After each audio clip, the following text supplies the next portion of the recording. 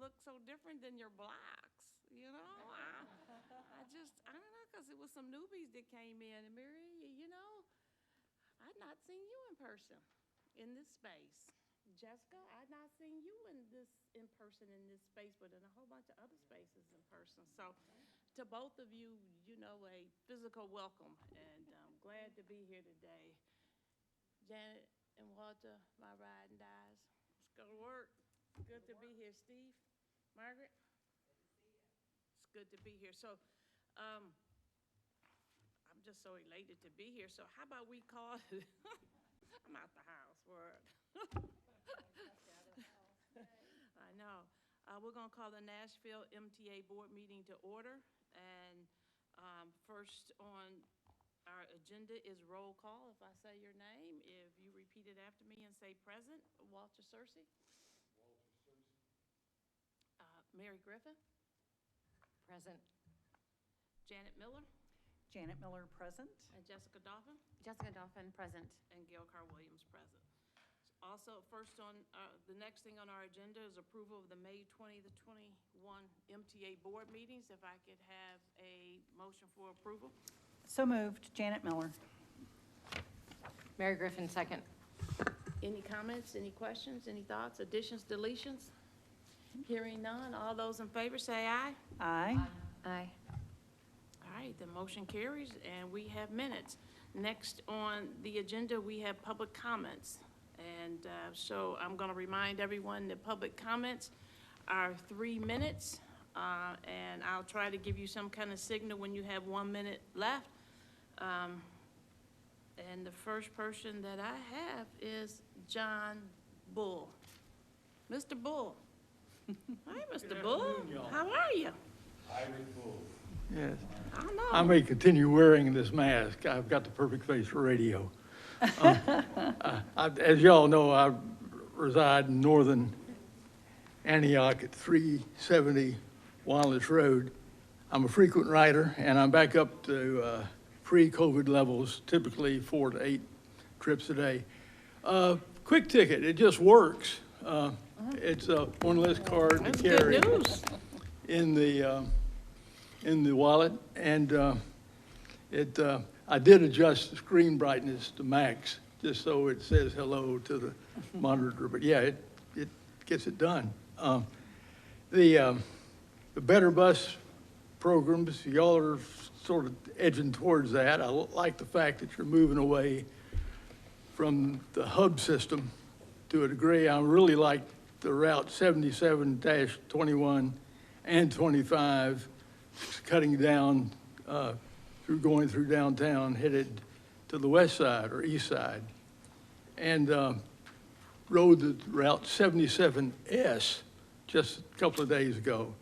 That's, yeah, that works. The couple other things. At some point, COVID-19 will be in the rearview mirror, and perhaps signage on the front end of a bus might say something like, we have a wireless capability on the buses, but we're not there yet, are we?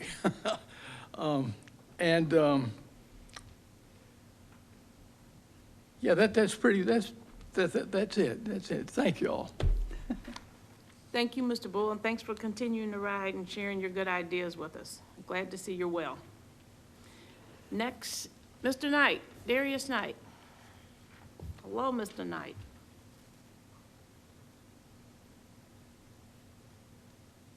Good afternoon, everybody. You moved from Kentucky to the Grizzlies, and you still got the same baby blue going on. Right. It's okay. Right. How we change in just a short time period. It's okay, but you know, it's pro college, it's okay. I'll just wait till the next meeting. I took that off your time. Just so you know. First off, I want to say hello to everybody. I hope everybody is being safe. I want to start by saying I would greatly appreciate it if operations and your dispatch could motivate its drivers each morning, afternoon, and night when there are shift changes, just so that the morale goes upward rather than it being stagnant. some of your employees, your operators feel like they don't matter. And I've had a conversation with a few of them to explain that this is not the same body of people that was here about 20 years ago. And for whatever reason, they are under the impression that their opinion doesn't matter about bus routes or their bus. So I've kind of taken initiative to kind of speak to them directly to let them know, hey, you should reach out to operations, you should reach out to this person or that person, make your voice known, or even if you want, put in a public comment for the board meeting, even if you're not able to attend. And I gave Ms. Monica's email address, so I hope she doesn't mind. In regards, I want to speak to also about the Amazon and the transit, because I think that is an excellent thing to take place. But I want to highlight a corridor, which is the Route 55, which seems to be the city's corridor that they're focused on for bus rapid transit that would also connect the airport on that route. Over on Charles E. Davis Boulevard, I think WeGo and Amazon should have a strenuous, I guess, quorum with MDHA, since they took an initiative over on East Nashville to basically go ahead and change that out to pretty much demolish the projects that were there. I feel like that same study could be done for both of those projects in that area, which would revitalize the area as well. The last comment that I have, as far as the consolidation of Nestor, I really, truly, honestly believe that y'all need to stop wasting money over at Nestor, find another place to go, and then not only with finding the next place to go, but have it so where that your buses are housed inside instead of outside in the elements, but also bring your main offices to that same place, as well as having a small hub. So if there are any emergencies within Nashville, you will have a secondary hub to use that would actually be at your own facility. And that is all my comments. Thank you. Thank you, Mr. Knight. Good to see you. Thanks for coming and sharing. I don't have any requests for any other public comments. If that is the case, then I will close public comments. And next, I am going to turn this really busy agenda over to Mr. Searcy as Chair of Operations and Finance. All right, thank you, Madam Chairperson.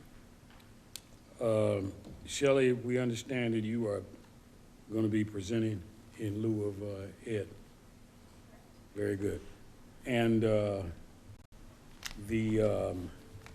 hope everybody has at least had an opportunity to make a cursory review of the numbers. It appears that we could actually go back to the same month to June of 2020 and almost superimpose the same numbers. They would be close to the same. Is that correct, Shelley? Okay.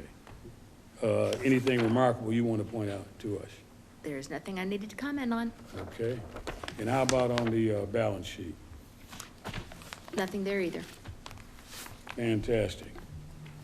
Okay, well, then with the chair's permission, I'm going to move to the WeGo liability insurance renewal. Absolutely. Okay. All right, let's take a look at that because the staff is making a recommendation to us requesting that we authorize the chief executive to enter into a contract with RLI Insurance for our liability coverage for the period July 1, 2020. Is that correct? Is that correct? It should be July 1, 2021, is that not right? To June 30, 2022. Okay, well, with that correction, for $3 million in coverage with a $100,000 deductible, the premium is approximately 1.24, well, it really looks like $1.241 million. Any queries ladies about that? Well, we did want to talk about the fact that, I have that on, I thought, okay, it's on, sorry. We did want to talk real quickly about the fact that this is the only quote that we received, and it does come in 21% higher than the current rates for fiscal year 2021. Yes. And so Rita is here to explain some of the things Okay, that, very good. about that. Please. Thanks, Shelley. So yes, as Shelley noted, there is an increase in the rates, and, unfortunately, that's somewhat the nature of the beast of insurance. We did have a couple of significant claims from last year, and that's really going to be reflected in our rates for probably about the next 3 years, even though we've closed them out. So any insurance company, again, with significant claims like that is going to be, looking at an increase. But I think the really good thing here is that the increases that we have, we think we'll be able to control and continue to control as we look at our risk mitigation. The two significant incidents that we had that I'm referencing dealt specifically with wheelchairs, and we've done just a huge emphasis on training our operators, also looking at our equipment that we're using to strap down and any other things that we can do, and happy to even say right now, our claims right now this year are significantly lower than they were even last year. All right. Again, I ask, are there any questions of Rita regarding this and regarding the recommendation? Well, hearing no questions, the committee is going to accept the recommendation and ask the board at the appropriate time to adopt it. Thank you. With that being the recommendation of the committee, I would ask if there are any questions. There being no questions, all those in favor? You probably do need a second, because Judy really hasn't met, so. Okay, So I'll give a second. Okay. thank you, Margaret. So is that a Second. motion from you, Mr. Searcy? Yes, And that the dates are July 1st, 2021 to June 30th, 2022. So Correct. if I can have a second for that motion? Second, Janet Miller. So there's a second from Jana Miller. Any further discussion? All those in favor? Say aye. Aye. Any opposed? No opposition, so it is insurance. thank you. Back to you, Mr. We Searcy. have, the next item is the MTA RTA contract renewal for Easy Ride services, for the state's Easy Ride services. And based upon the explanation that's printed clearly in our packet, the staff recommends that we approve MTA entering into a contract with RTA that calls for the MTA to reimburse RTA for Easy Ride trips provided to state employees participating in the Easy Ride program at a rate of $3.15 per ride for a period of 1 year, beginning July 1, 2021, and through June 30, 2022. Any queries? Hearing none, the committee makes a motion that the board accept the recommendation of the staff. There's a motion for the board to adopt the recommendation of the staff. Is there a second? Second, Jessica Doffin. There's a motion and a second. Any further discussion? There being no further discussion, all those in favor say aye. Aye. Aye. Any opposed? The motion carries. We have a renewal contract. The next item, logically, deals with MTA RTA Easy Ride Program Revenue Sharing Agreement. There is a detail of that proposal on page 13. Your recommendation appears on page 14. The staff is requesting that the board approve the Easy Ride Revenue Sharing Agreement with RTA for the fiscal year based upon the coming fiscal year, based upon the formula explained in the explanation, and that MTA continue to be the master contractor for the Easy Ride program and will share revenues with RTA based upon the calculated formula. Each board will review the agreement on an annual basis to assess if any changes should be made to the agreement going forward. Anything that grabs you? Hearing no grabbing? No grabbing? I no just have questions? I have one question, Go ahead, which Jen. is there any indication of the state? I mean, I have kind of heard the state may leave a lot of their people. Well, Mary, you could speak to it. A lot of their staff is going to stay home for good. Do we have any indication of what it could come back to, or is that just an unknown at this point? To be frank, based on even pre-pandemic, we were seeing declining state ridership over probably the last 3-4 years. Mm-hmm. And based on their staffing plans, even beyond working from home, Jen, and this market, they're actually looking to unload a lot of office space in downtown. Yeah. So I would expect our state employee base to Continue to decline. even as ridership returns to normal, we're going to have to offset that with other downtown employees. Yeah. Okay, great, thank you. Jen, I would like to state that I canceled my own bus route in the interest of MTA. So though I was a state employee that might have had an interest in the program, we didn't have enough ridership to Yeah. continue my own commuter service. The So, world's changing. yeah. Thank you. Thank you. Anybody else? Any other questions, comments, staff? Pretty good. We move the adoption of the recommendation of the staff to renew the Easy Ride program revenue sharing agreement for the next fiscal year. Okay, there's a motion. Is there a second? Mary Griffin, second. There's a motion, a second. Any further discussion? Being no discussion, all those in favor say aye. Aye. Aye. Any opposed? No opposed. We do have a MTA, RTA Easy Ride revenue share agreement. Thank you. Now, of course, the next sequential, logical issue is the management contract renewal.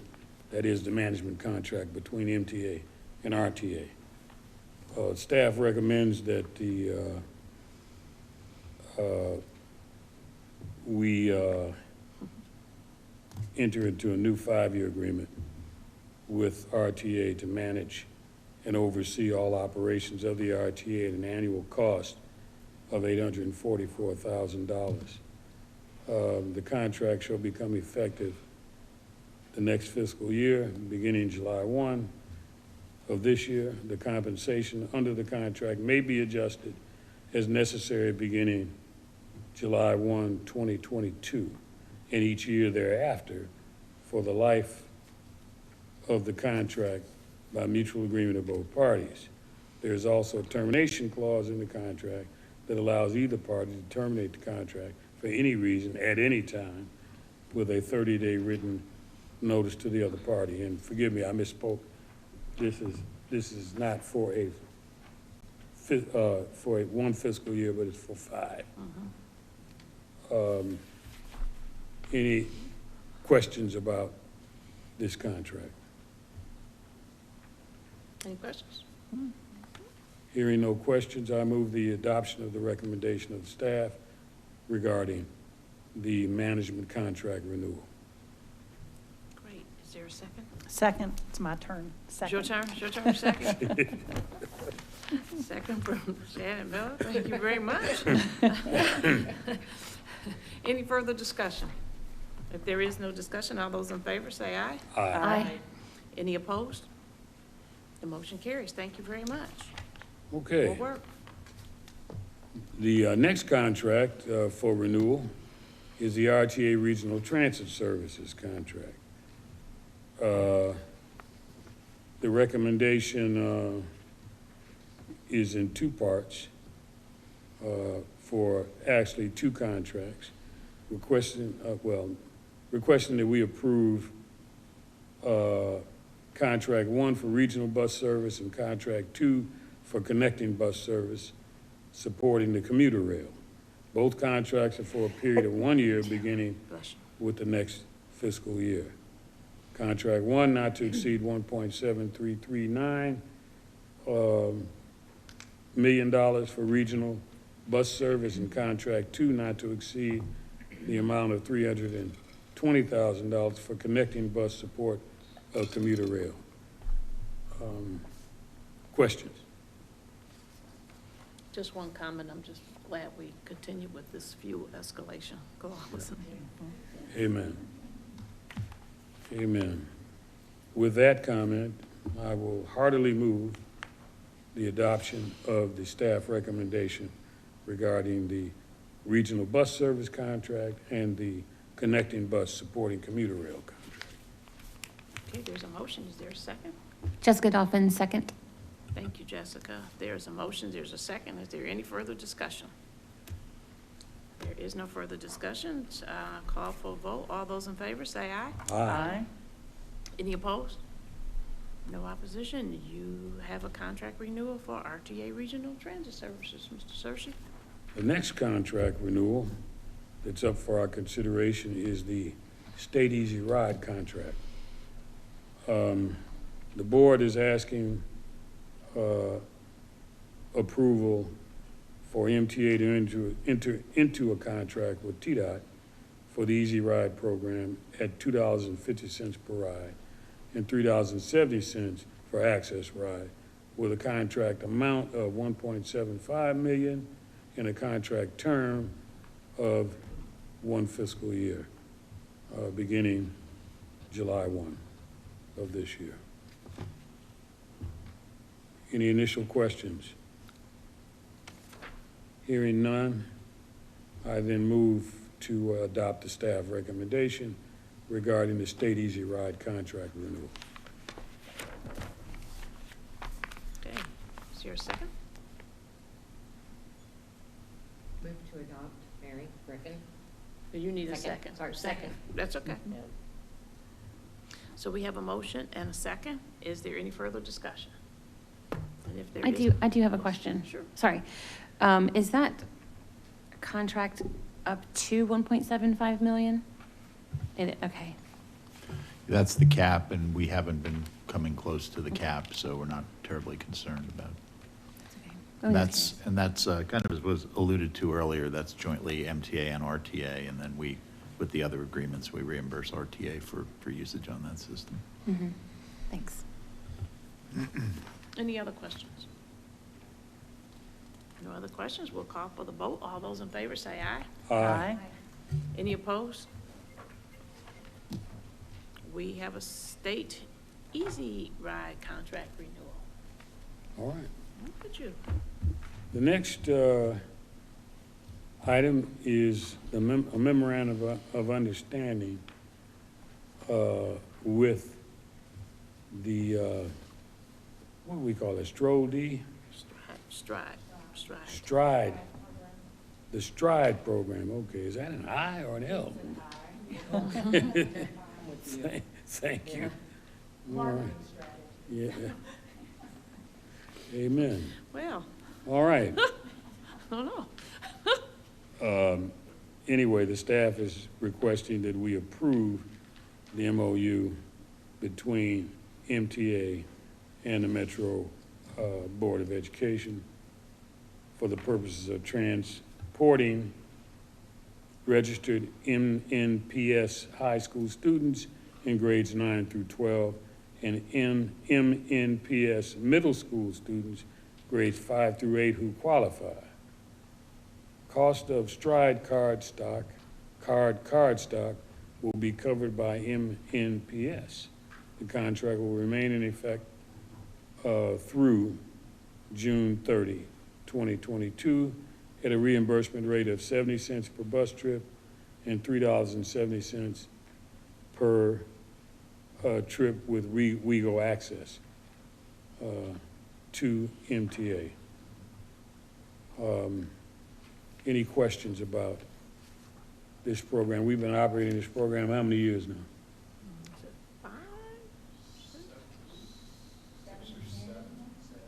Yeah. 7? Eric's the expert. I'm sorry, 7 years.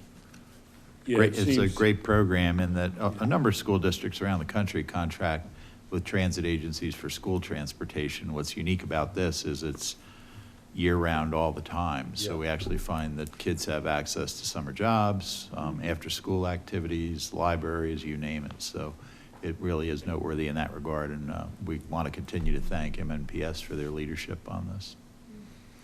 Well, very good. Parents love it too. Then, Yeah. if it's accurate, we want an MOU for an 8th year in this, in the STRIDE program, and I move the adoption of the staff recommendation. There's a motion, if there's a second. Second, Janet Miller. Is there any further discussion? Have a motion and a second. I hear no further discussion. We'll call for the vote. All those in favor say aye. Any opposed? No opposed. We now have a STRIDE. A STRIDE. Memorandum of Understanding with Metro Nashville Public Schools. Kids can ride again. This is great. Thank you. Thank you, ladies. Good Thank you work, both. Very Walter. good job. Yeah. That was smooth, Walter. You got us through that beautifully.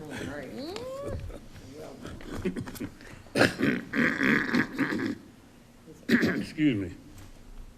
Yes, good job.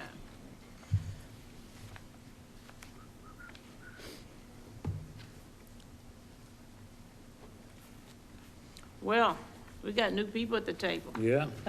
Maybe you all were here last month, but I wasn't here last month. One of my rare misses. I'm just so. Andy, you're gonna do, the, So welcome. yeah, yeah. I mean, what is it, on this, dashboard that you would like us to focus on?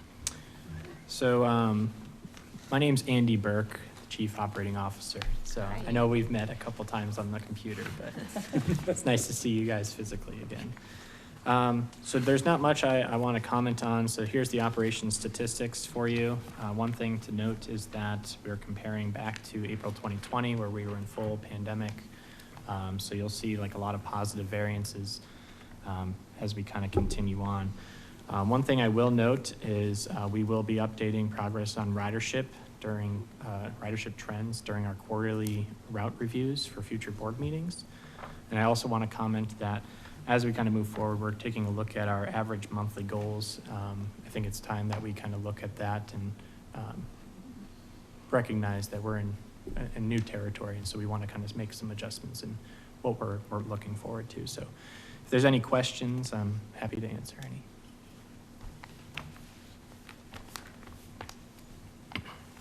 Any questions of the COO? Nope. Okay. Anything on the operations dashboard? Looks like no questions, right?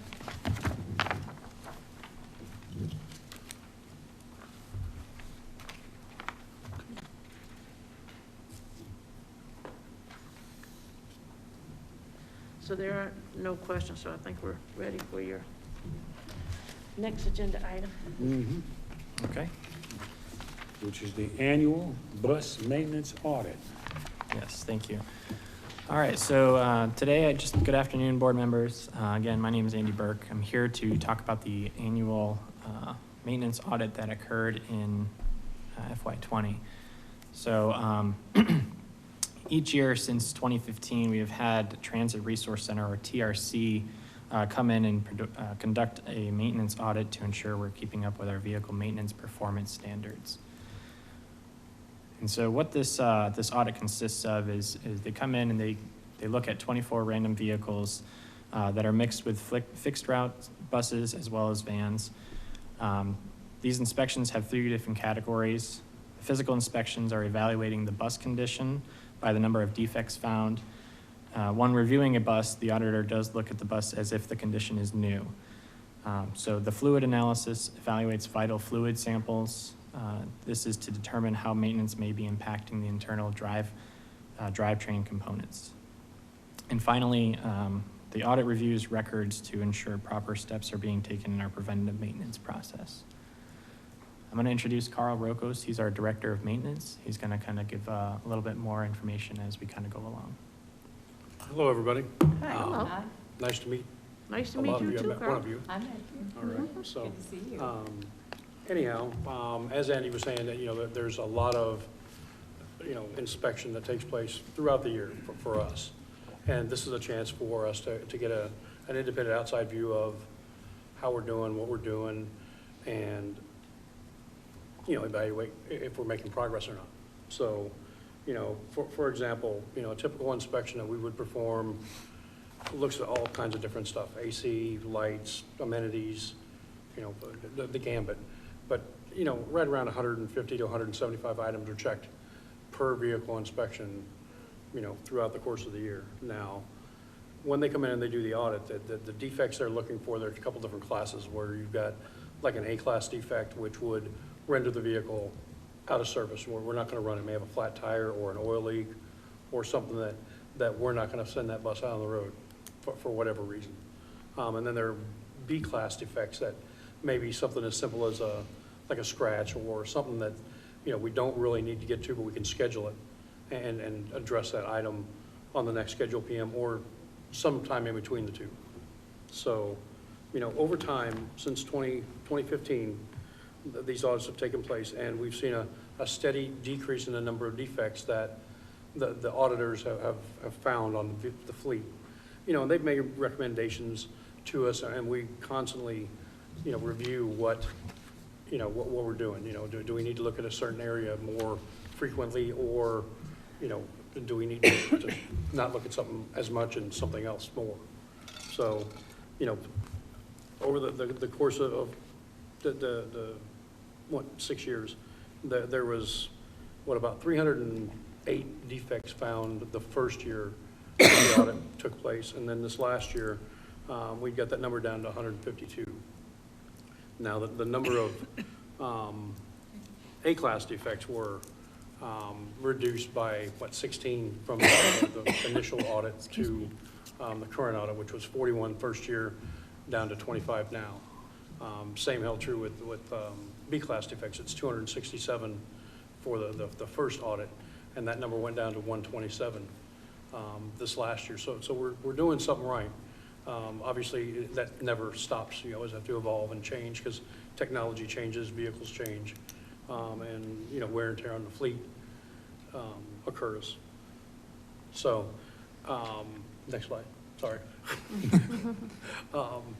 So what this graph shows right here is that, as a vehicle's older or more sophisticated, for instance, a Navi Arctic, which is a very old articulated bus that we have, right around 17 defects per bus, were found.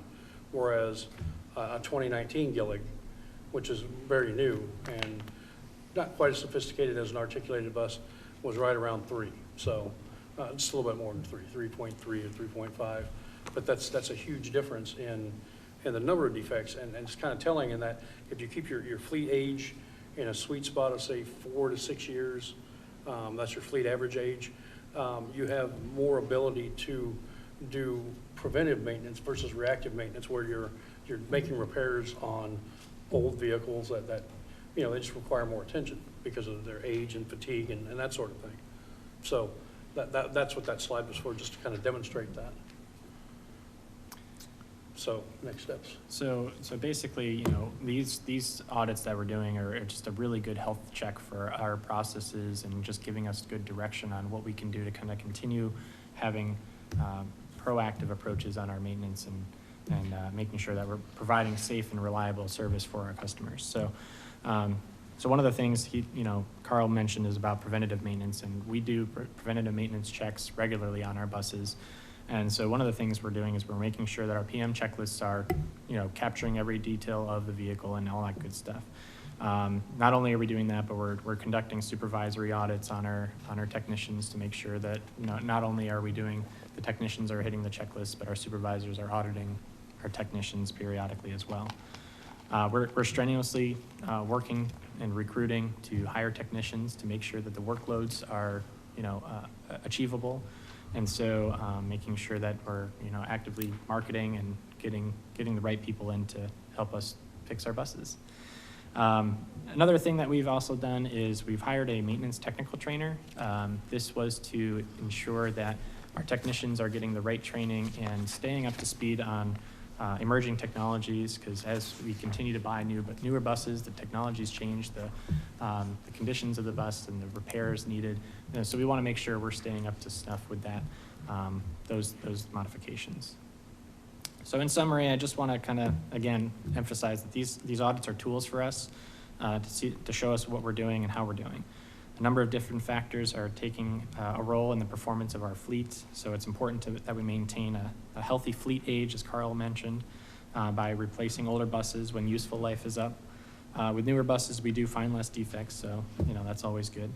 Having proper staffing levels to keep up the work is also crucial in ensuring our fleet is safe and reliable, and also continuing to conduct these audits to improve on any of our shortfalls that we may find. And our next scheduled maintenance audit will be in October of 2021 or thereabouts. And once we kind of hear back, we'll be coming back to you guys at some point later on to let you know how we're doing on that. So at this point, we'll open it up to any questions. Let me lead off by asking, when we get a new bus in, what kind of inspection do we do of it to determine what defects may have come with the bus? Well, before the bus leaves the factory, it's inspected by a quality control crew at the bus manufacturer. Plus, we have on-site inspectors that inspect the bus. And then when the bus is delivered, the OEM or the bus manufacturer would come in, they'll inspect, and we inspect as well before the bus is ever put into service. And there's a lot of other things, radios and fare box, we have to install in that duration of time. So it's inspected. But we establish a baseline. Oh, yeah. From which the subsequent audits can take place. Right. And there may be situations where we'll find something that wasn't found or something that occurred in transit from California or Alabama or wherever the bus was manufactured. So we'll address that before the bus ever goes into service. And then I have one other query, and that is, what's the frequency of our inspections for every bus? How often do we inspect each bus per annum? There are different levels for different fleets, but typically it would be 6,000 miles between, an inspection. And that may be just a standard oil change up to a very comprehensive, a D-level inspection to where much more stuff is being checked and serviced. Other questions?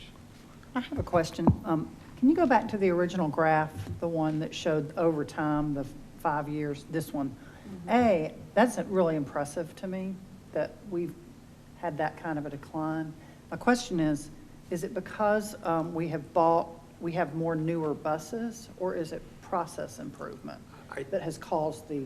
I think that there's a lot of factors that vary into that. One is making sure you have a good fleet average age. So again, you're not doing reactive maintenance, you're doing more preventive maintenance. And then on the flip side, better mechanic training. We have a technical trainer now, and we've been focusing on getting up to speed as far as that way the guys know what they're doing when they're doing it. And then thirdly, you got to look at, I lost my train of thought, I'm sorry. That's all right.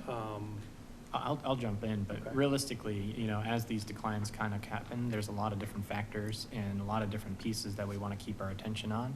And it comes down to is a healthy fleet age where we're rotating in our capital projects. When it comes to fleet replacement plans, those are important to keep an eye on to maintain that 4 to 6 year average. And then also just making sure we have enough technicians to, keep up with the workloads.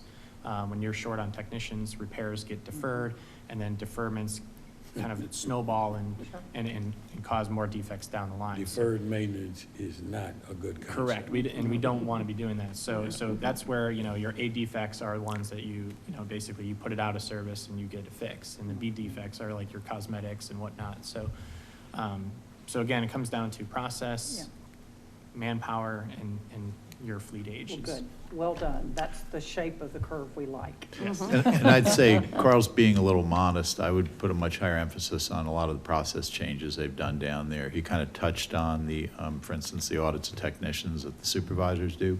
One of the things we've seen a radical drop in is repeat failures, where a bus is written up for something or something's going on in inspection and comes in for repair. It theoretically gets fixed, goes out, and the same thing breaks again. So those types of procedures and processes that he's put in place have been really effective.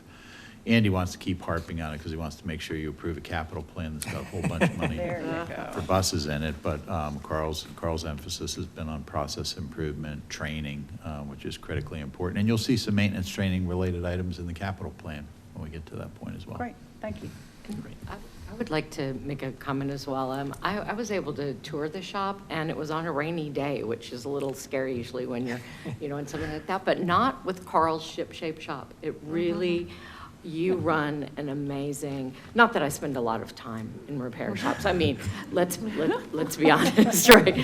But all the more, that when I went through, you really have everything organized, and you don't have an ideal repair facility. But you are making the best, of the space, of the people. I really appreciate it. I can very much support what Steve said. I used to be on the regular stall-out bus. That's what we called it. I knew what number it was at the time. I think it was 736. I mean, it was sort of like burned into my memory. It's gone, the fleet is replaced. But we really do, what you said, preventative, not reactive maintenance. If you want to make me a T-shirt, I'll be glad to advertise that for you. It's dangerous for the drivers. It's dangerous for the riders. I have no idea why, but the bus always stalled as you were leaving 40, heading to Bellevue. No, at the 440, and it's really dangerous. If you had a car, come up, and then they would have us, get out. And we would be standing there where another ramp, comes down. And that wasn't anything wrong, anybody was doing with the bus drivers, et cetera. In August in Nashville, it gets hot enough where you have to just sort of decide. You all would send buses out very fast, to come get us, et cetera. But once there was replacement, we weren't seeing, that same issue. That bus had well outlived, its time. And so I do want to emphasize that because you all have done, amazing work in replacement and in the technicians as well. This isn't like, getting your friend or your nephew, to crawl up under and change the oil. What I saw those gentlemen and ladies doing, very, very complex and dangerous, work. So I commend you on that. I support you. I think definitely, I don't know about the 6 years. I'm a fan of let's keep it so that, you have buses that you can repair. I don't know if it works like the warranty. I did wonder, does it work like my washing machine? On the 4th time, they have to give you a new one. Are there lemon laws with buses? Those kinds of, We actually, all of the new equipment comes with warranty, and then we also incorporate in our contracts what we call fleet defect provisions. Sometimes there's a design flaw. Thank you, that's exactly what I'm asking. So essentially, Yeah. if there was a design flaw, and I can't remember offhand, Andy, you may know, or Carl, you may know, but if it affects a certain percentage of the fleet, if it hits that threshold, the manufacturer is required to essentially change that feature on every one of the buses that was ordered before it breaks. So those are two of the key provisions. And in case anybody's wondering, because Carl and Andy mentioned the company we have doing this is a company called TRC. So they're a broad transit maintenance consulting group.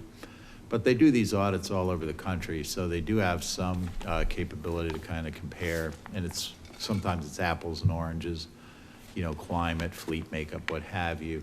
But generally, the best we still have a little ways to go. So, Carl, I don't want you feeling too, fat and happy over there. On average, they say kind of best in class in our industry is about 3 to 5 average defects per bus. So on this, when we're down in that 100 to 110, we'll sort of be in that, kind of in that sweet spot. And then the other thing we look at, again, frankly, Mary, even in those days, and one of the things TRC had always said consistently is there was never an issue in this shop, even when it wasn't running as well as it could have been, with safety defects, that a bus is going to get sidelined no matter what with a safety defect. And even in these numbers, a lot of what you're going to see are the cosmetic sorts of body things. So I was only going to point that out because Andy keeps beating up on me for more body repair personnel, but everybody else keeps beating up on me for something else. And then we'll make progress as we can. All right. Great. That's great. Thanks, Phil. I just have one question. sorry. Are you still getting good collaboration with the manufacturer when you need support for training your trainers, training your mechanics, et cetera? Absolutely. Okay. And you know, in my past history, I've actually sat on an APTA working group that was involved with bus maintenance technical trainers and certification for those, and I try to champion that because if a guy doesn't know what he's doing, he doesn't do it as efficiently as he could. Absolutely. Okay. Yeah, and I know we've had this conversation before, Gail, and the manufacturers do provide training, but their responsibility is pretty much tied to familiarization with their equipment. So we're responsible for making sure we have competently trained. And I think, frankly, what used to happen here was they said, well, the vendor does the training, and it's not the bus. They manufacture buses. They're not maintenance trainers. Right. So that approach is no substitute for having a sound internal apprenticeship and training program. That's fundamentally our responsibility. Back to you, Walter. Okay. Gentlemen, thank you. Thank you. Thank you. Great report. Yeah. Thank you very much. Thank you. Can you give that click back there? That presentation was really timely for the next one, Mary, because speaking of being at Nestor, being scared in the rain. I encourage all the board members to go visit Nestor. We used to have our board meetings at Nestor. Nobody but me and Margaret remember. That was before my time. Just before we begin the NICE committee, let me just quickly ask everyone to look at the upcoming procurement projects list. We've got a page and a half, almost 2 pages, that Rita has generated for us.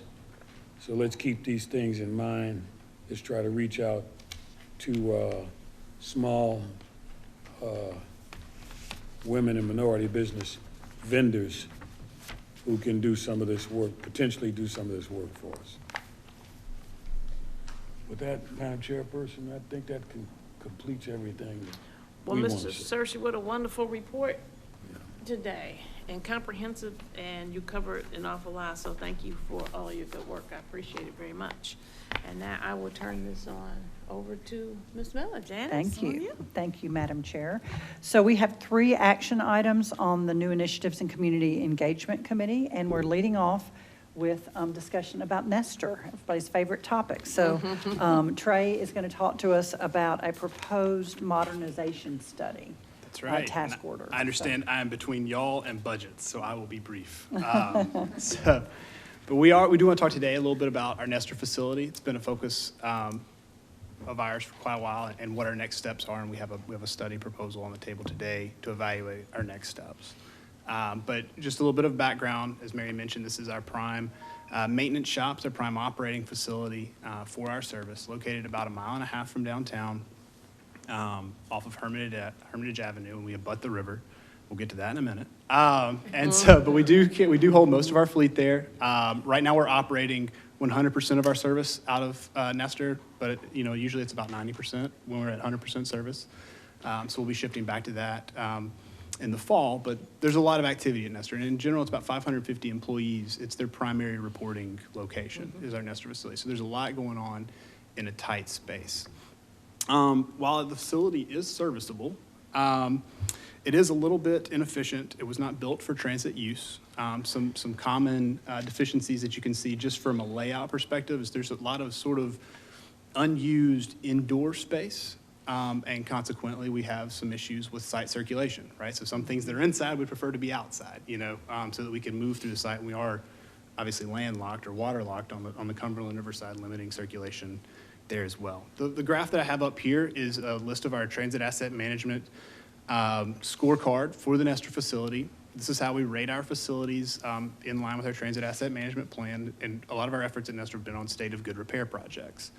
Our goals for our facilities are a 3.0. That's what is considered a state of good repair based on the FTA standard. And as you can see, we are at a 3.0 from our last inspection in 2017 of this facility. However, there are some subcomponents, including electrical, site, and shell of the building that drop below that threshold. And that's on a 5-point scale. It's a 5-point scale, where 0 to 1 is something that is in dire need of repair, and a 5 is a brand-new facility.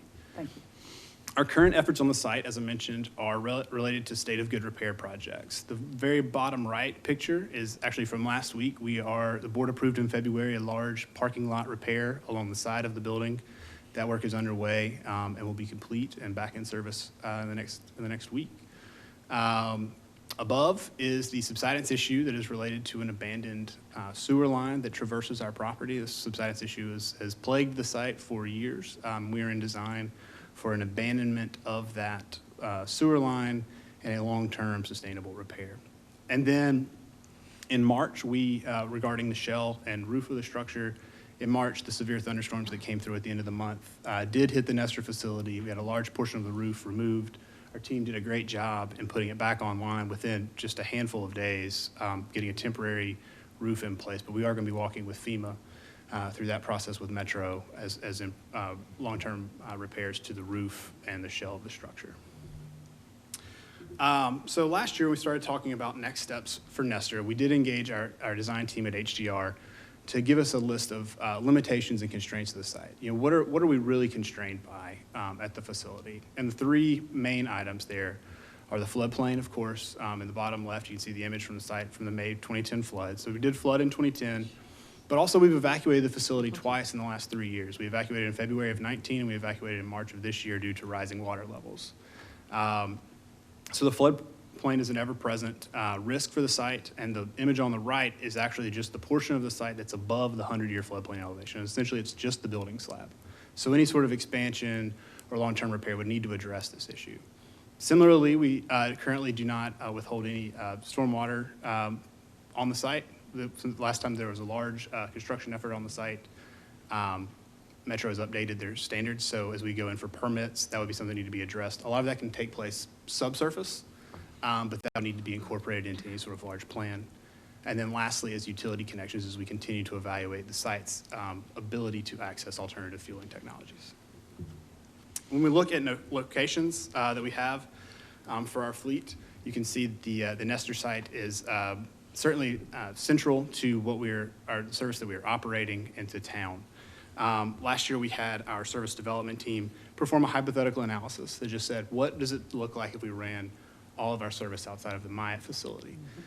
And what came from the additional deadheads for our service, as well as the additional labor cost and fuel cost, it was about $6 million of total costs, or about a 9% change in our operating budget. So where we are with evaluating our facilities and operating conditions is that we need to make a concerted effort of what our next steps are and our options are for evaluating the Nestor facility as our prime operating hub. So we have a proposal that we scoped with HDR that's in front of you in the board packet. And in general, the approach that's being outlined is to have some modernization workshops to work with our team, department heads, our operations team, security team, safety, to walk through what a modernization of the Nestor facility could conceivably be, what it could include, with the constraints and limitations that we've discussed earlier. Secondarily, would be to create a new idealized facility that could be placed anywhere, right? And so to determine property requirements for what a new facility that functions for our fleet and our staff looks like. With that idealized concept, we can look at comparable property analysis and essentially have options, a repair option, and what an order of magnitude cost estimate would look like for a new option. And with that, we would be able to evaluate costs, operating costs from locations, and develop a schedule and evaluate our risk moving forward. So the modernization study that is before you utilizes our existing HDR contract, has a base scope of $358,445. We are requesting a 10% contingency for unknown unknowns and reevaluations as we go through this. And we're asking the board to authorize a not to exceed cost of $394,445 for this study. It will be funded through CARES Act as we are looking to make our system more resilient in the face of natural disasters, shifts and things. So that's our effort there. And the task order has a 22% DBE contribution from Conoco, which is providing cost estimating services throughout the effort. Just the last note here is that the project schedule is set for 9 months and will be iterative with our staff as well. Great report. Questions, comments? I mean, this is very exciting. I mean, I know a lot about Nestor, right? And so to be able to look at it in so many different lenses, I think will be helpful for us to see what we want to look like as a transit agency in 5, 10, 20 years from now. And I think this is very critical for our growth. And I would tag on, I mean, Mr. Knight spoke to it in our comments. There is a place in the world where you don't want to be throwing good money after bad. So I also am in the real estate business in Nashville and know that finding 16 acres in a central place can be a really expensive proposition. But I think we need to not just settle. I'm excited that we're going to look at all the alternatives because this is a long-term future, not a short-term future. So I'm really excited that we're going to get our arms around this. So the flooding just keeps happening, right? So any other questions, comments?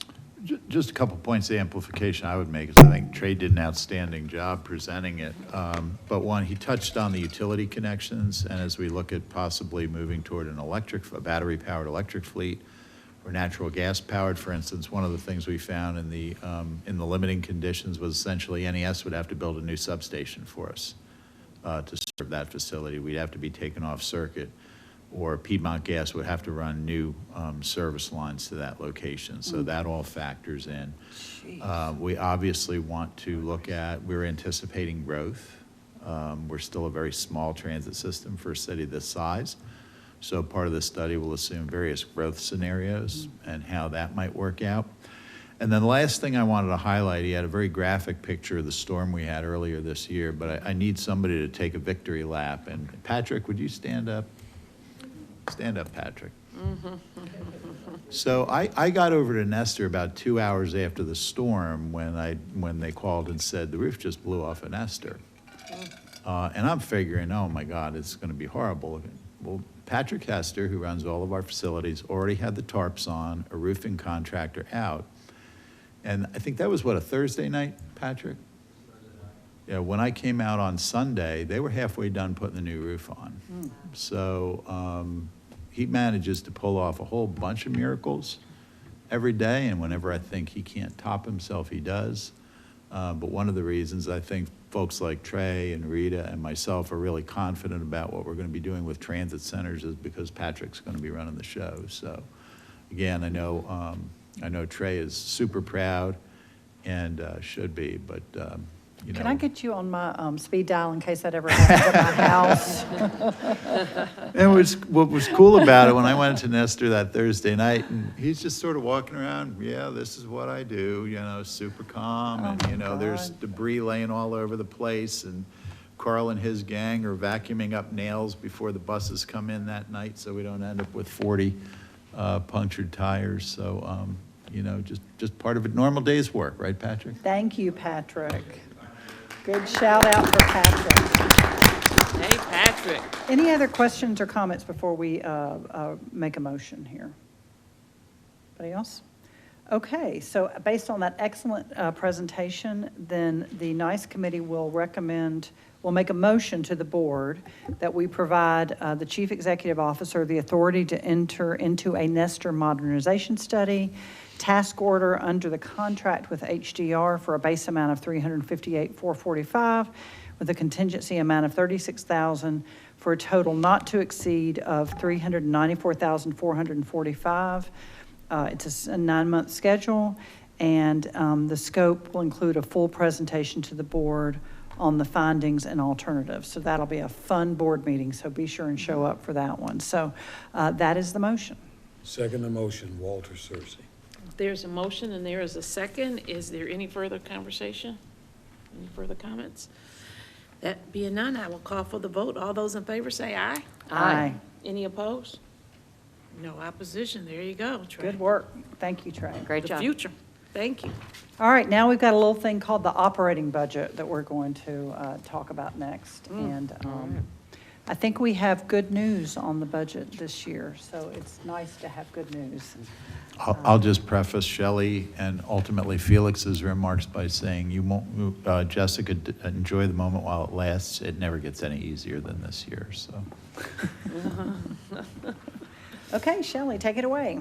All right, thank you. On pages 29 through 35, we have the action item for the adoption of the fiscal year 2022 operating budget.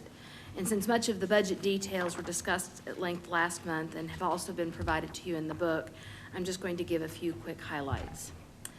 First, Metro has restored MTA's annual subsidy to its previous level for a total amount of $51,835,900. This amount includes inflation but does not include funding for any service expansion. This budget proposal continues to use CARES Act funding to replace lost fare revenues and cover increased expenses related to enhanced cleaning, and also proposes to use American Rescue Plan funding in lieu of using the 5307 funds for our preventive maintenance and American Disabilities Act expenses, so that those federal dollars can be shifted to cover much-needed projects under the capital plan that Felix will be sharing with you shortly. We've also assumed using an additional $3.2 million of rescue plan funds in order to begin phase 1 of the Better Bus Plan. If approved, phase 1 is scheduled to begin in October, along with the return to full operations of our existing service. Finally, we have projected some ridership growth as the year progresses, though not to pre-pandemic levels. But since the budget assumes we will be adopting a fare capping, the average revenue per rider is expected to decrease, meaning that fare revenues is not expected to recover as quickly as ridership. With that, I'll turn it over to Steve for any additional comments that he'd like to add. No, I think Shelley hit the highlights, and we've been talking about this for quite some time, but just to emphasize a couple of the points she made, the capital plan will also be an easier conversation than what we've seen because of those freed up federal formula funds.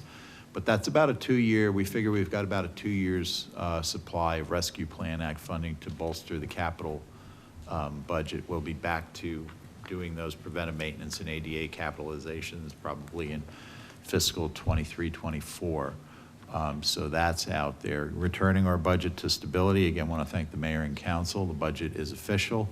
And with the judge throwing out the ballot measure on the property tax repeal, I think everybody's feeling pretty confident that those numbers are solid.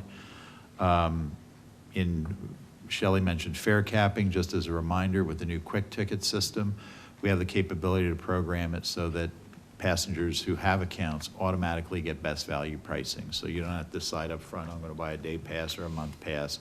You just keep tapping, and once you hit that threshold, it will quit charging you. We originally estimated that that would cost about $800,000 a year in reduced revenue. Frankly, with ridership levels being depressed, it's never going to get any cheaper than right now. And hopefully this will be an opportunity, and I know Dan's out there somewhere, for us both to speed up conversion to quick ticket. We're gonna have Mr. Bull in a number of commercials, and frankly also to attract riders back into the system so we can kind of beat the pandemic back into the rearview mirror. So those are some of the highlights, unless there are any questions. Questions, comments? It's exciting. I just want to make a comment. I think it's brilliant use of available funds, and it's a testament to the intelligence of the team at WeGo. And it is very exciting times. Steve, thank you for pointing that out. Like, it may not get more exciting than this, but also it may. If you weren't tuning in during the budget process this year, I highly recommend you go back and maybe even watch some of the meetings. There was a Budget and Finance Committee meeting that happened last week that was like fireworks, all about transit, as a matter of fact. So I just want to plug advocating for MTA and funding WeGo to our diehard fans here, Darius and John Bull. Thank you for coming to MTA. I think places like the council may also like to see your support for WeGo. So that's my comment. Thanks. Great, thank you. Other? Anybody else? Okay, with no other comments, then I will, the NICE committee will make a motion to the board that we adopt the FY 2022 budget as presented here, and that is a motion. Mary, go ahead. So we have a second from Walter and a motion from Ms. Miller. Any further discussion? Any other comments? The budget. Let's call for a vote, right? All those in favor say aye. Aye. Any opposed? No opposed. You have a budget, How about Mr. a round Lamb. of applause for that? Yeah, that does. Woohoo, we'll get a woohoo for that, so. Okay, now we're moving on to the capital investment plan.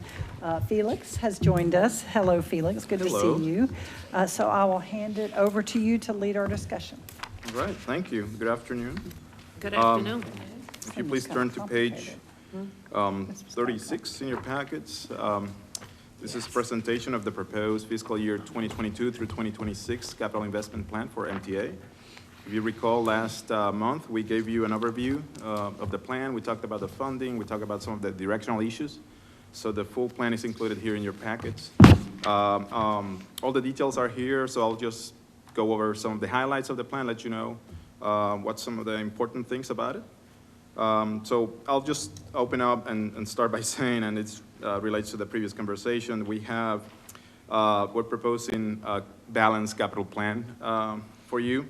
So as you heard during the previous item, the rescue plan, American Rescue Plan, play a major role into the ability for us to have this balanced plan. It frees up some of that 5307 formula money that we usually transfer for preventive maintenance and ADA capitalization. So we're able to use that 5307 money strictly for the capital projects. And that's about 18 to 20 million a year, so just to give you an idea. So as a result of that, we are proposing $41.7 million for projects in the first year of the plan. And the total proposed investment for projects over the 5 year of the plan is $198.4 million. The majority of those investments is in two main areas. The first one being the state of good repair, and secondly, related to the motion service improvements and expansion. So those two areas account for approximately 66% of all the projects over the life of the plan. And it includes projects like fleet replacement, vehicle maintenance for state of good repair, and fleet expansion and other facilities improvements for shelters and transit centers on the in-motion expansion and improvements area. So if you look at the pie chart on page 43 of your packets, what you'll see is that state of good repair and in-motion service expansion, cover the majority of the investments there.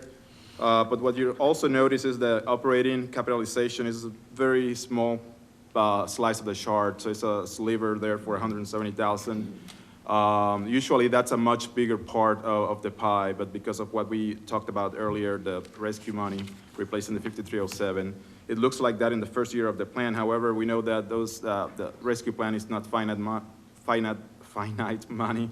So we're proposing to use that for the first 2 years of the plan. So from fiscal years 24, 25, 26, we go back to the capitalization or operating capitalization. So if you look on page 44, that's for the 5 years of the plan. You'll see the operating capitalization. It's a much bigger slice, again, accounting for about 31% of the overall plan. The American Rescue Plan is one of the main factors. Also, we talked about previously about the Metro, restoring our overall funding back to the baseline levels, including inflation. So those two factors combined allows us to have a good, robust capital plan. So that's, I guess, talking about some of that funding. In terms of the local funding, we know that the city has had some financial challenges over the past few years. We've been getting mostly matches for grants in their capital spending plan, but with the 2021 adoption of the Metro's transportation plan, the city included $6.6 million in the CSP, the capital spending plan for WeGo Transit. And that includes grant matches, but also $2 million for upgrades to shelters and as well as transit centers. Now, we know there's been some conversations, and Jessica mentioned this during the budget discussions. So we know that we're projecting an availability of another $26 million in the upcoming capital spending plan.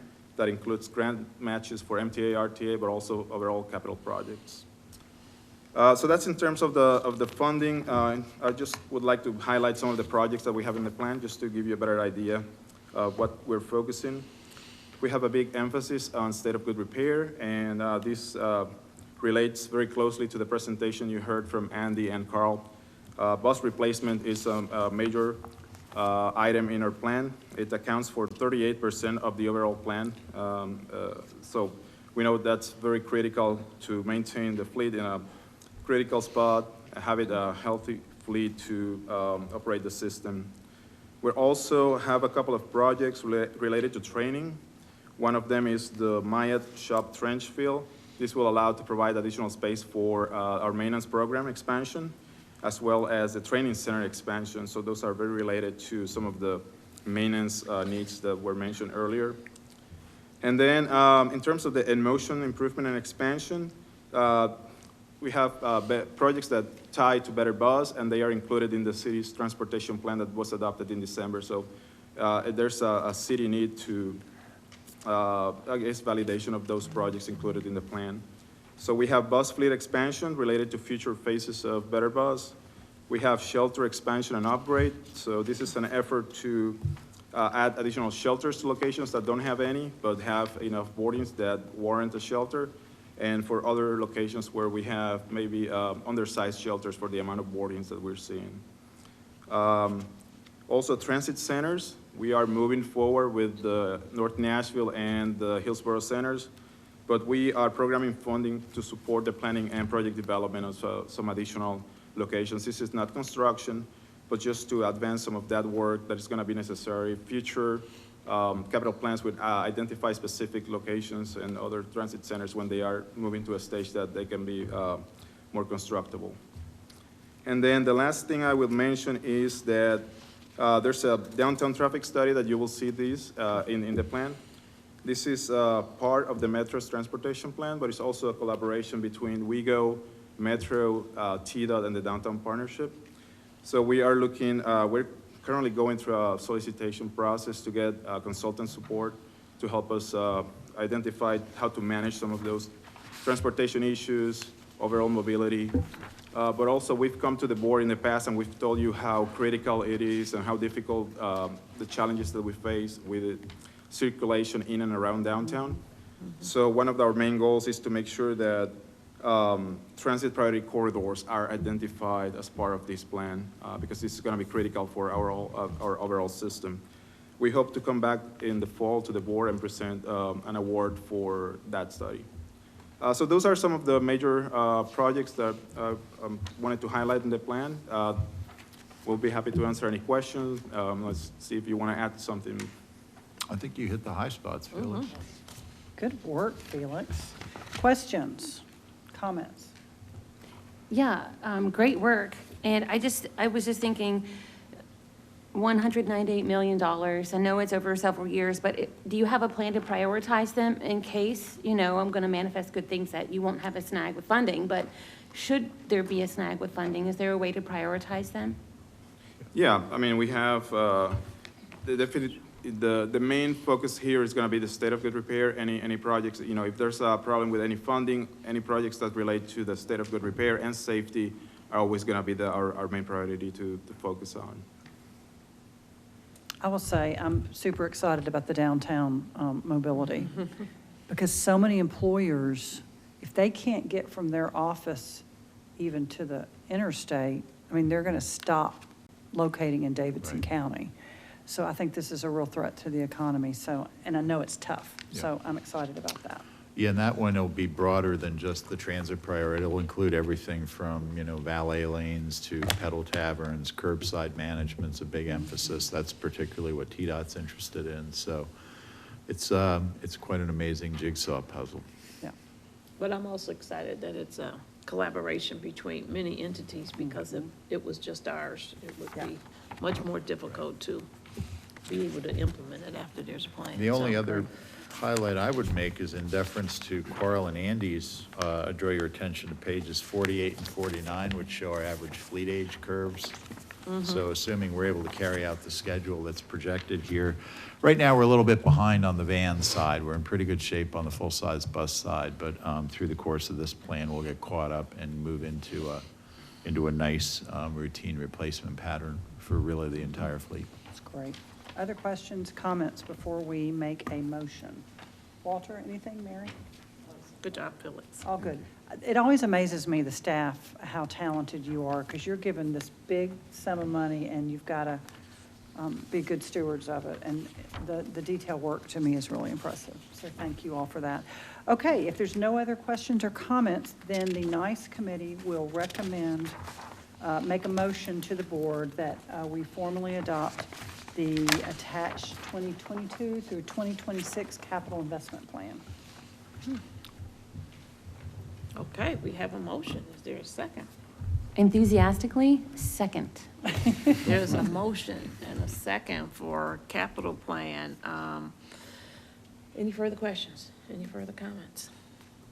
There being none, I will call for the vote. All those in favor say aye. Aye. Any opposed? No opposition. Looks like we got some work to do. Yeah. Big work to do, exciting work to do. Good job, Felix. Thank you. Oh, okay. I think that's the end of, sorry. That's you? Kind of drifted off there for a minute. You drifted off? I drifted off. That will I was conclude. expecting you to have 10 things too, you know? No, that was the NICE Yeah, you just committee. gotta We get had 10, three right? really good ones, though, so Awesome. that concludes our report. Well, thank you. What a great report. All your reports. We're just Pretty moving good. forward with so many wonderful things with the wonderful staff. So speaking of some kind of wonderful, how about we hear the CEO's report? Very good. Thank you, Madam Chair and members, and I'm going to keep it brief because I know Margaret has a couple of items to work through.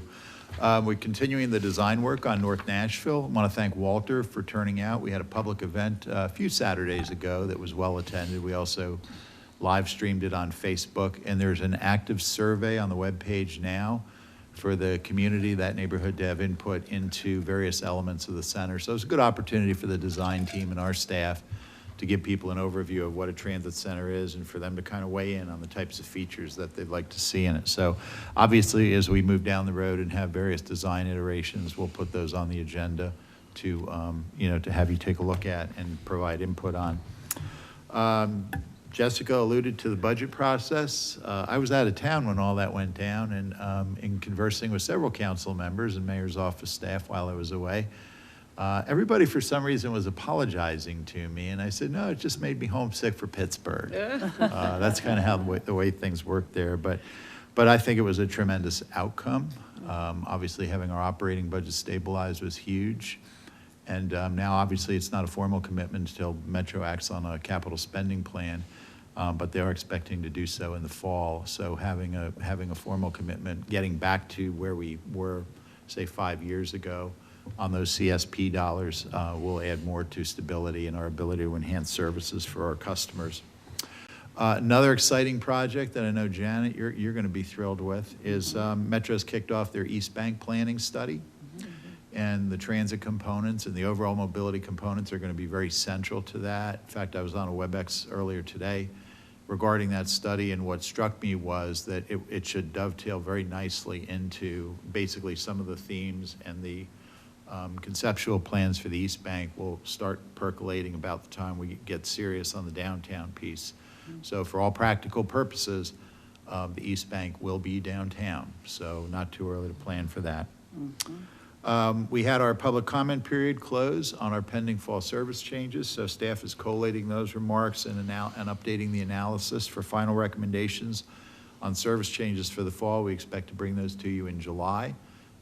Trey alluded to the fact we'll be planning to restore full service levels and considering the Better Bus expansion, which has been incorporated into the budget that you just adopted. I do want to forewarn folks, if you've been reading almost every day in the paper, there's a story about staffing shortages, American Airlines cutting back flights, nationwide police shortages, and we are not immune to that. As of the most recent staffing report, and I'll focus specifically on bus operators, we see it in some of the other classifications as well. We're fully staffed for the service we operate today, but we're already about 4% short, just going back to full service in October, and if we add the service we're planning, we'll be about 9% short. So we're looking at various alternatives and things to try to do to mitigate that. Some of that is just a broad market condition, but what I've said to our staff is what I won't do is I won't bring you a recommendation that looks great on paper if we can't reasonably expect to deliver it in the fall. So I'll just put that caveat. Maybe that's a little bit of the dark cloud sitting on a pretty bright sky right now. Janet talked considerably about the downtown study. We're very excited about that. You also probably read about Amazon's announcement of investments in affordable housing. That's so great. That is so great. Yeah, and what's been interesting is I've had reporters say, well, how did you get them to? I'm like, this is them. They recognize that being close to transit makes affordable housing even more affordable. The partnership here is a little bit different. They're partnering in their core cities, Seattle, Washington, D.C., and Nashville. In D.C. and Seattle, they are actually having a much more direct relationship with the transit agencies who just own a ton of property. Those are rail systems. They have huge park and ride facilities. So they're actually partnering with the agencies to construct affordable housing on and around those station sites. Here the priority, they essentially asked, where's your best service? We shared with them the Better Bus network, the frequent service network. And they said, and that's what we're going to prioritize any developer proposals we get. So I fully expect we will probably start getting calls from housing developers to say, hey, how might we work together? And if we can incorporate a couple of these transit centers into some of these projects, I think there's just tremendous potential there. So really kudos to, you don't usually consider a multi-billion-dollar corporation to be on the front end of this type of social activity, so I can't be any more complimentary of the folks at Amazon.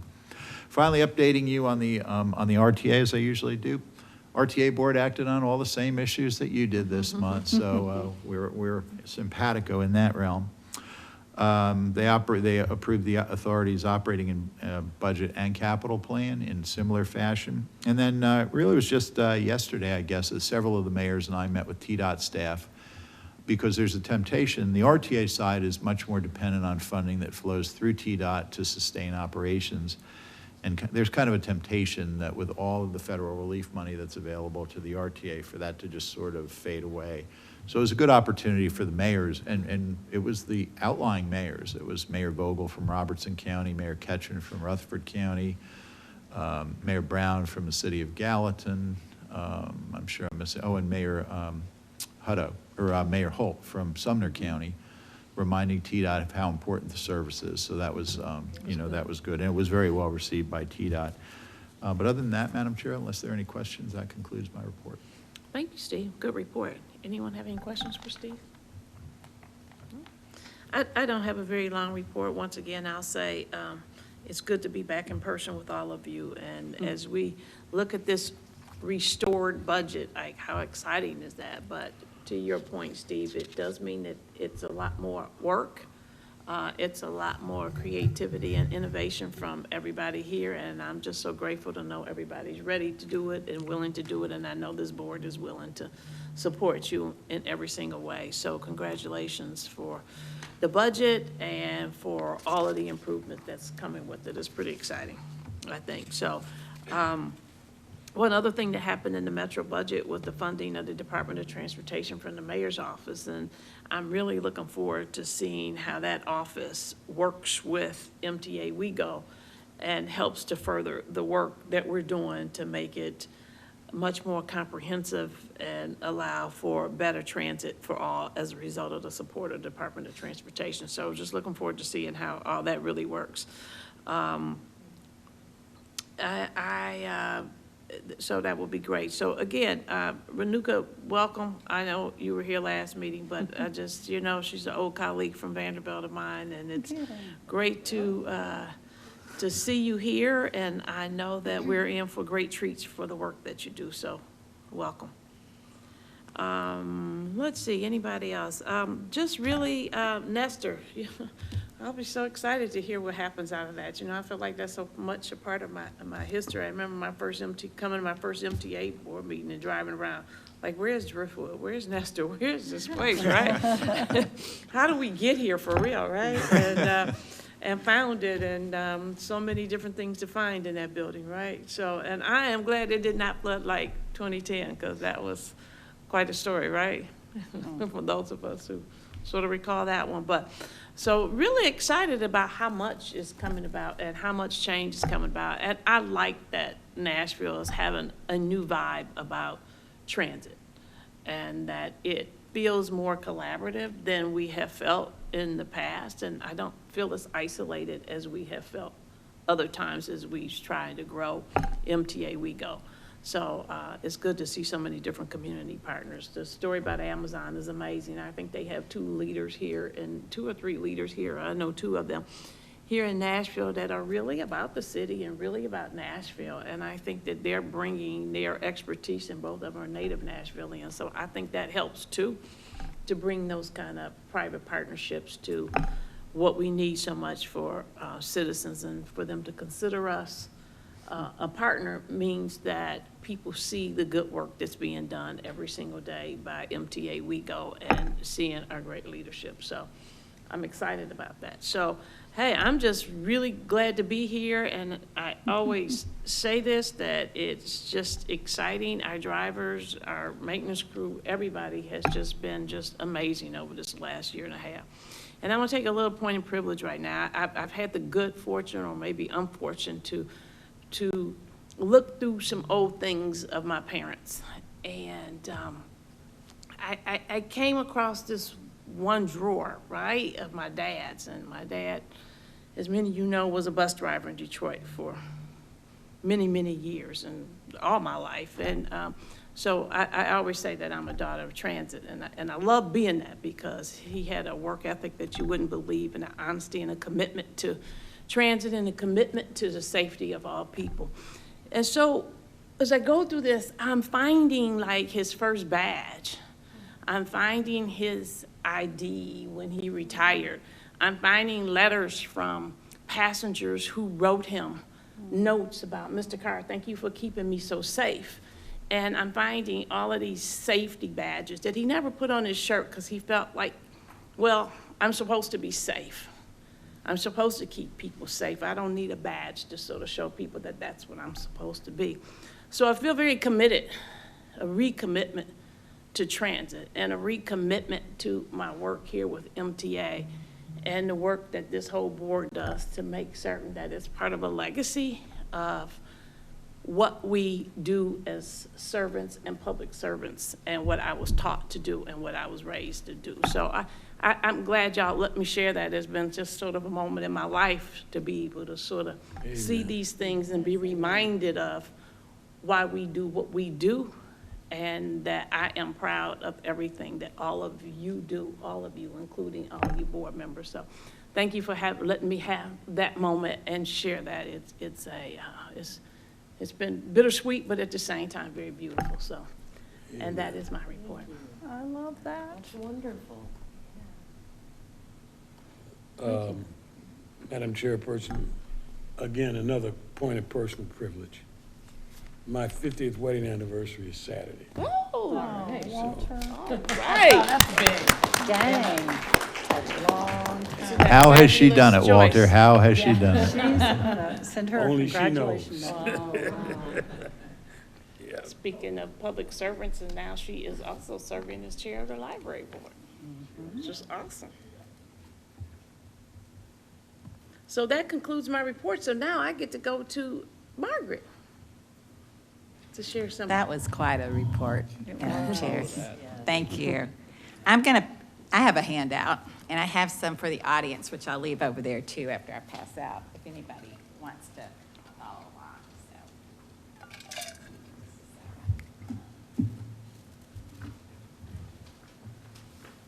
Thank you. Thank you, Margaret.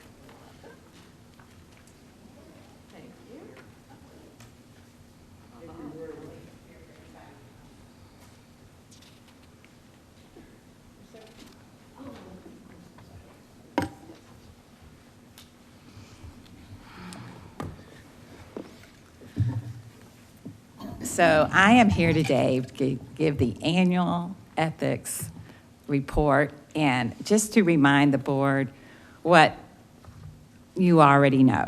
But I always think it's a good idea to just revisit, what our ethical responsibilities are and think through them just a little bit. And it will be just a little bit. I'm not going to obviously read to the board. But this code of ethics that I passed out to you is passed by this board in 2007. It follows a state statute, and it is a model statute that many boards use throughout our state, and it's been reconfigured to talk about MTA only. But it's a really good policy, and it's served us really well for the past 14 years. And then attached to it is just a short part of lots of regulations from the FTA, and in particular about procurement. And I can tell you that really it's embodied in the Code of Ethics, what is in the FTA procurement regs. So I have them here together, but really if you read the Code of Ethics, you're going to capture your obligations under the FTA too. But I know you might want to read them both just to make sure. I think it's always important to know what a personal interest is. And this is also for our staff and employees, but obviously I'm going to direct these comments to you today as your role as a board member. So here, you look here under subsection 2, you'll see the definition of personal interest. And really, it's a financial interest. Or if you're interested in being employed or you're talking to someone who comes before you and you're seeking employment with a matter that comes before you, that is a personal interest. And if a family member has that kind of interest, you're also obligated to disclose that personal interest. And you'll see at the top of page 2, this is your spouse, parent, step-parent, grandparent, siblings, children, or stepchildren. So that is defined. So, not necessarily your niece or nephew or something like that, but so there is a definition of family member that I think can help guide you. And so it's important for you to know that you cannot accept gifts in a matter. Now, that's just really seems kind of obvious. That would reasonably seem to interfere with your judgment that you have on this board. And so just keep that in mind. And if you've ever, for instance, I'll give you an example. Because I go through a procurement process as the general counsel, I don't invite anybody from MTA to sit at a table I might be sponsoring.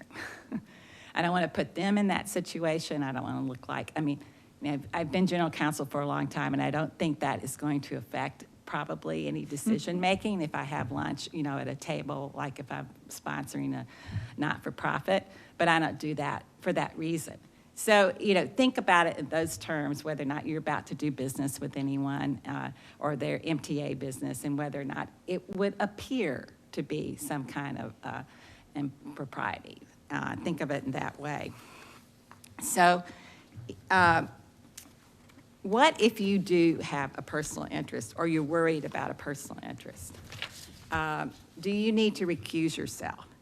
And you have a duty of independence, and that means you cannot vote based on your own self-interest, or you might have a bias in favor of someone or someone you personally know, or it's somebody with whom you actually interact frequently. I had a previous board member once call me and say, I vacation with the CEO of one of the, vendors who are coming before the board. So what do I do? And I think the thing that I want to impress on you is that I am always available to talk to you, if you have any question about recusal and try to help you work through it. It's obviously your own decision about what to do. But it's obviously, I think, important just to disclose that. But you are the one to determine whether you can remain objective. That's not for anybody else to decide. So therefore, I think it's important for you to determine whether you must recuse yourself. Obviously, it's usually safer to recuse yourself. But what if we don't have a quorum and you think, I can be objective about this? And what's nice about this is the FTA rules do allow you, if you have a conflict of interest, to disclose it, but still vote if you think you can still be objective. So the most important thing is you just need to be able to feel comfortable that, you might not have a bias, but you wouldn't necessarily want someone else to think you hid your bias. So feel comfortable disclosing. And then you make the decision whether or not you need to recuse yourself or not. And I'm always helpful, again, to try to talk through with you. But obviously the financial considerations, not that you vacation with someone who's been through a procurement process for which you had nothing to do with anything about that person getting to the board. That's a different thing. If you have a financial or employment interest, and usually, without exception, you probably need to recuse yourself. Any questions about that? Another thing I think you need just for good practice is to articulate your reasons for your decisions. That's not hard with this board. That's like a general thing that you say to boards, because if anybody's going to appeal or whatever, you need to have your decisions. These action items are so detailed and have rationale for what they do that I have never seen there be a problem with MTA about stating your reasons for why you're voting, because the staff does such a good job. But I really do want you all to recognize that in a lot of court cases, the board has not stated a reason for what they're doing, and that creates a problem. I've just never seen that in a problem with MTA because of the preparation, that the staff gives you as a board. There is a procedure for filing an ethics complaint, and you will see that in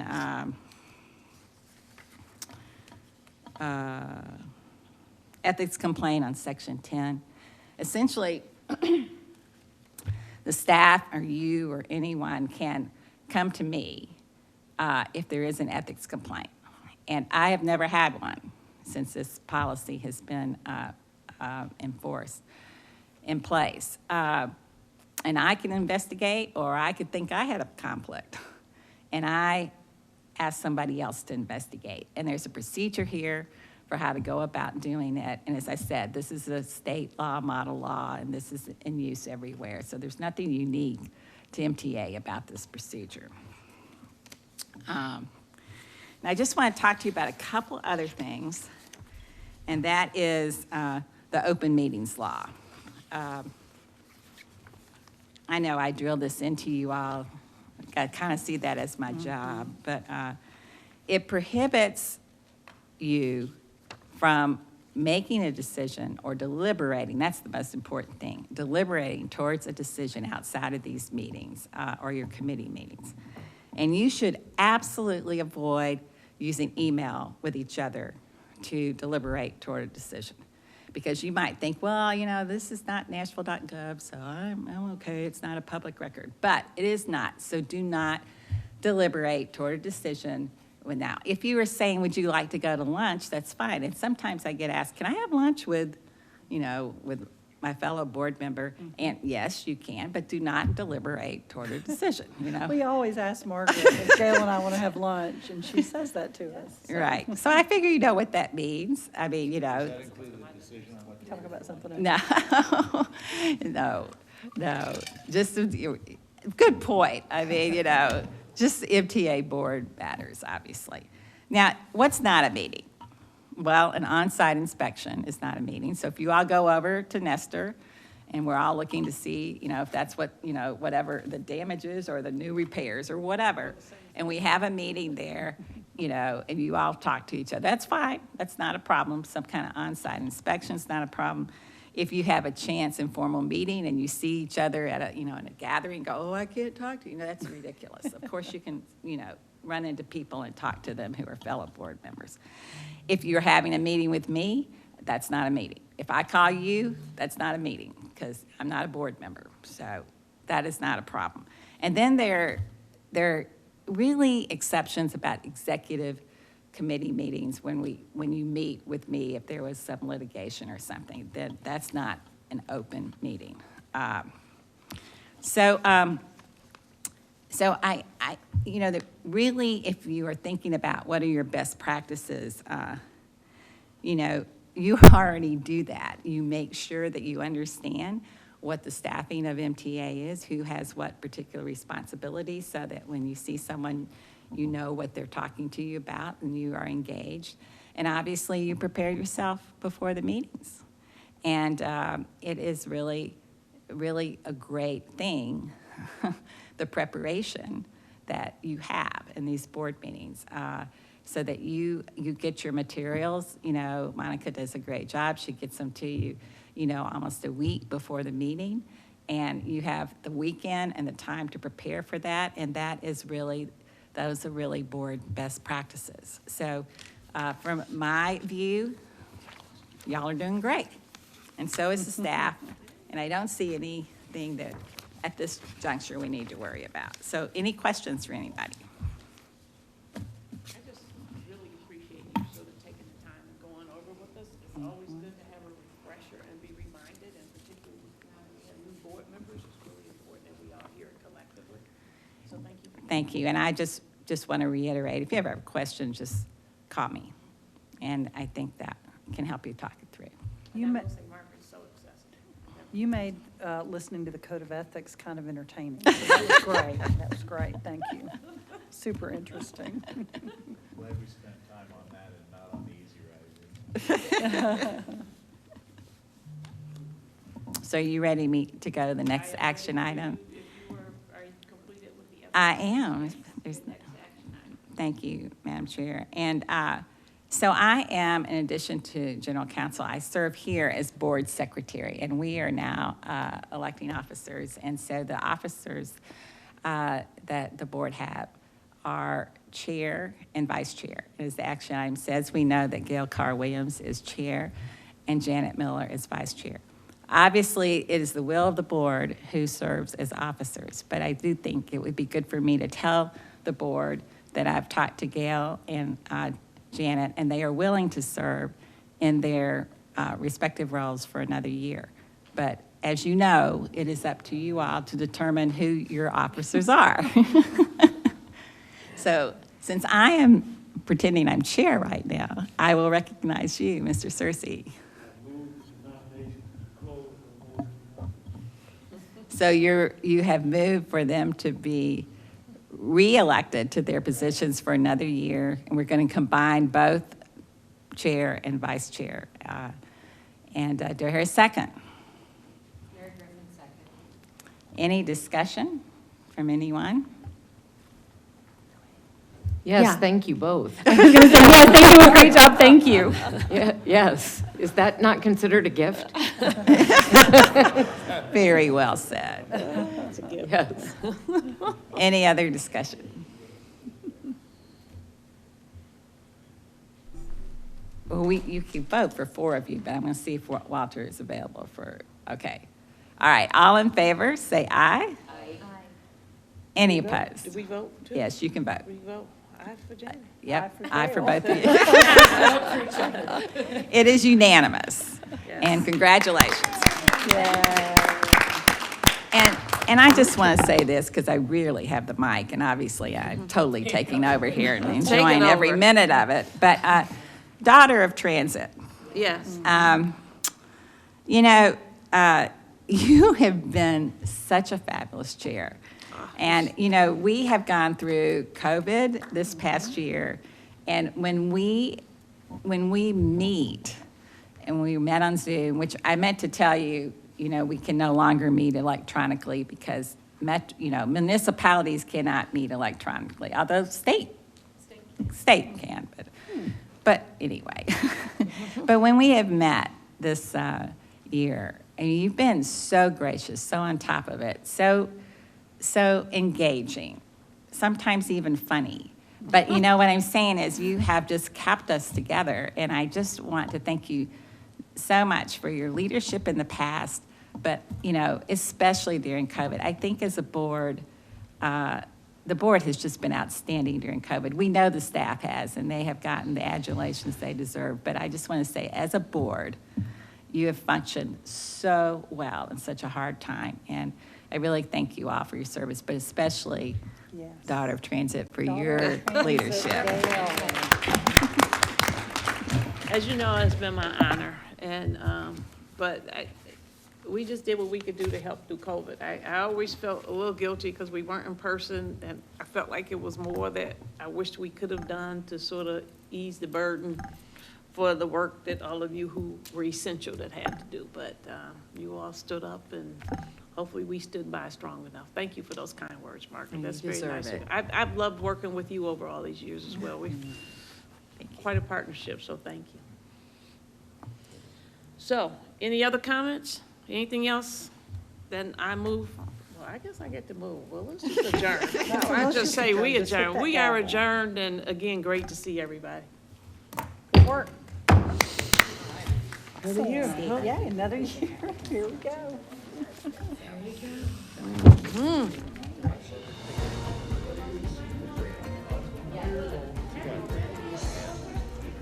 This has been a service of the Metro Nashville Network. If you would like to see this presentation again, or for more information about this and other programs, visit nashville.gov.